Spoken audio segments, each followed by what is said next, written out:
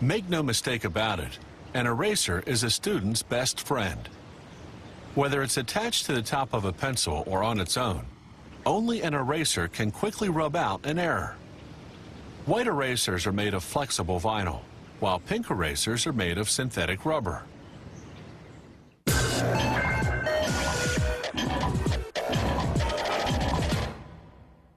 In 1736, a French explorer observed South American native Indians using a certain tree resin to make bouncing balls.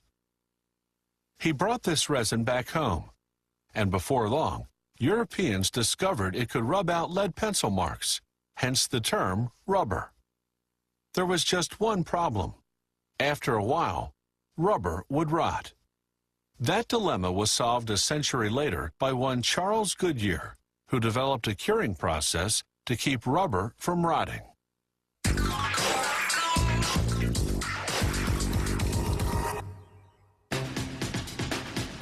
A lot of ingredients go into making a simple pink eraser.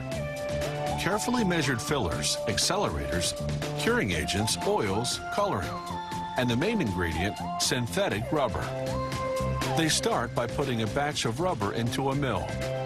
The rubber passes repeatedly between large heated rollers.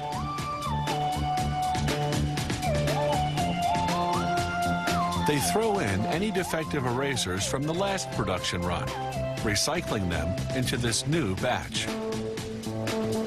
Then they add sulfur as a curing agent, accelerators to help the sulfur do its job, and red coloring.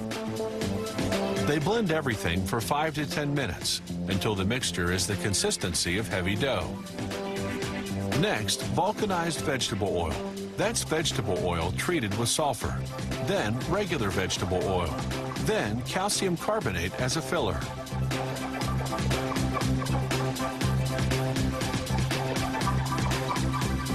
When the color and thickness are just right, workers remove the rubber, which by now is hot and soft as a result of all that milling. They leave it to cool and harden at room temperature for about half a day.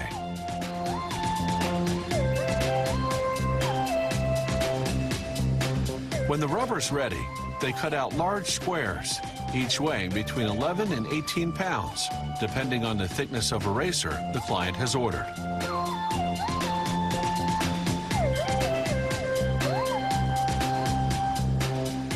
The squares go into a steam-heated press to cure for about 20 minutes at 325 degrees Fahrenheit. The pressure compacts the rubber, while the intense heat hardens it.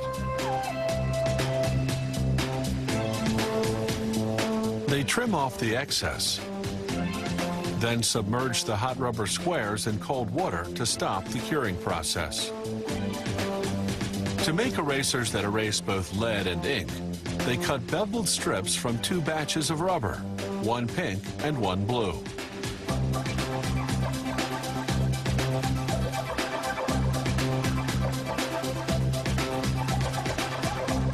The blue contains pumice, which gives it extra abrasiveness to erase ink.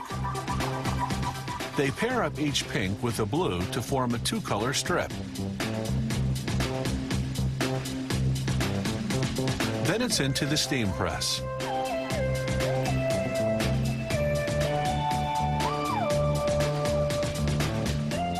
After 12 minutes, workers remove the trays, trim off the excess, and submerge the strips in cold water to stop the curing process.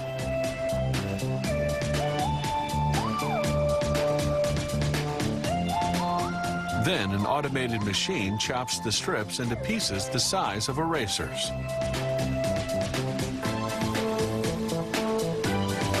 Now back to the all-pink erasers. The rubber squares come out of their cold water bath and go through a machine that cuts strips with beveled edges. Then chops the strips into erasers.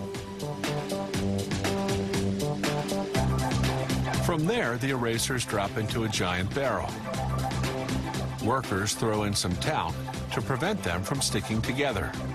Then they set the barrel spinning for 3 to 5 hours. As the erasers tumble against each other, the abrasion rounds off their edges.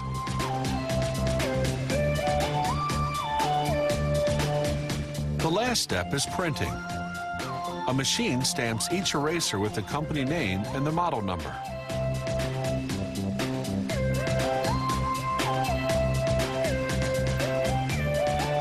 It's not the rubber that gives the eraser the ability to erase, but rather the vulcanized vegetable oil that's in it. That's what makes the eraser crumble when rubbed on paper, taking away the pencil marks with it.